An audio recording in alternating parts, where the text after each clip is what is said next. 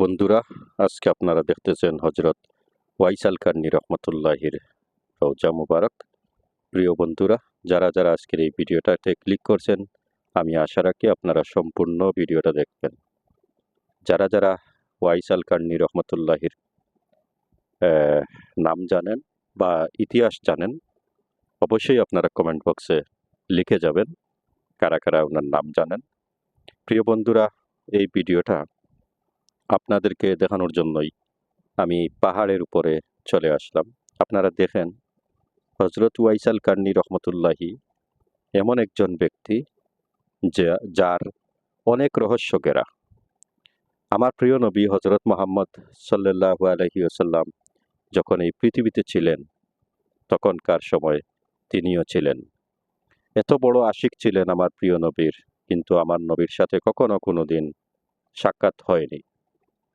আমি যতটুকু জানি যে উনি একবার সাক্ষাৎ করার জন্য উনি নবীজির বাড়িতে গিয়েছিলেন, কিন্তু দুর্ভাগ্যবশত নবীজির সাথে উনার সাক্ষাৎ হয়নি।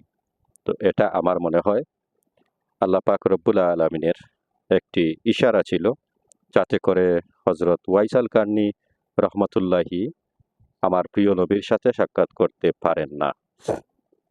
এই দেখতে পাচ্ছেন খাদিম মোহাম্মদ ওয়াইস কুরুনি, এখানে একটা বিলবোর্ড রাখা হয়েছে, কিন্তু যে ভাই এই বিলবোর্ডটা লাগাইছে, আমার সম্ভবত এই মোবাইল নম্বরটা দেওয়া উনার উচিত হয়নি।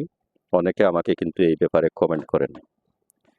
তো প্রিয় বন্ধুরা, আমি একটি অনুরোধ করব, আপনারা যারা এই ভিডিওটা দেখতেছেন আমার ইউটিউব চ্যানেল থেকে, ইউটিউব চ্যানেলটাকে সাবস্ক্রাইব করে বেল আইকন অন করে রাখবেন। আর ফেসবুক থেকে যারা দেখতেছেন, আপনারা অবশ্যই ফেসবুক আইডিটাকে ফলো করে সাথে থাকবেন। এই দেখতে পাচ্ছেন ওনার ঠিক এই ডাইন সাইডে মাথা মুবারক আর বাম সাইডে পাও মুবারক। সুবহানাল্লাহ। প্রিয় বন্ধুরা, যত আলিম উলামা আছেন, অনেকের ওয়াজের মাধ্যমে আমি শুনছি, অনেকের বক্তব্য থেকে শুনছি যে হজরত ওয়াইস কারনী রহমতুল্লাহি যখন আল্লাহর কাছে হাত উঠাইতেন, কখনো কোনোদিন আল্লাহ পাক রব্বুল আলামিন ওয়াইস কারনীকে খালিয়াতে ফিরিয়ে দেন নাই। এটা বাস্তব। প্রিয় বন্ধুরা, আপনাদেরকে আমি এটাই বলতে চাই যে মৌলানাদের মুখ থেকে, মৌলানাদের কথা থেকে, ওয়াজ থেকে আমি সম্পূর্ণ বিবরণ বিভিন্ন ভিডিওতে আমি বলে থাকি, কিন্তু অনেক ভাই আছেন যারা কমেন্ট করে আমাকে বিব্রত করেন। আমি আশা রাখি আপনারা বিব্রত করবেন না। আমি এত বড় একজন ব্যক্তির রওজা আপনাদেরকে দেখাতে পেরেছি, এটাই তো আপনারা শুকরিয়া আদায় করার দরকার। কারণ এই জায়গাগুলায় সচরাচর আসলে সব মানুষ কিন্তু যেতে পারে না। আমি যেহেতু গিয়েছি, তাই আপনাদেরকে দেখানোর চেষ্টা করি। প্রিয় বন্ধুরা, আপনারা যারা আজকের ভিডিওটা দেখে ভালো লাগবে, অবশ্যই আপনারা ভিডিওটাকে শেয়ার করে সবাইকে দেখার সুযোগ করে দিবেন। হজরত ওয়াইস কারনী রহমতুল্লাহির এই মাজারে বা রওজায় আমি যখন প্রথম গিয়েছিলাম, আমি বড় একটা বিপদে ছিলাম। সেই বিপদে পড়েছিলাম বিদায় একজন হুজুর আমাকে বলছিলেন, এখানে হজরত ওয়াইস কারনী রহমতুল্লাহির রওজা আছে, তুমি এখানে গিয়ে আল্লাহর কাছে প্রার্থনা করো।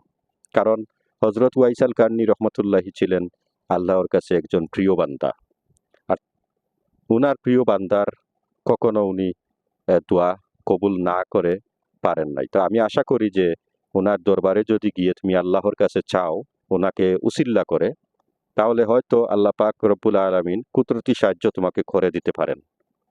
ঠিক ওনার কথা শুনেই আমি ওখানে যাই, ওখানে গিয়ে আমি জিয়ারত করি, আল্লাহর কাছে আমি প্রার্থনা করি।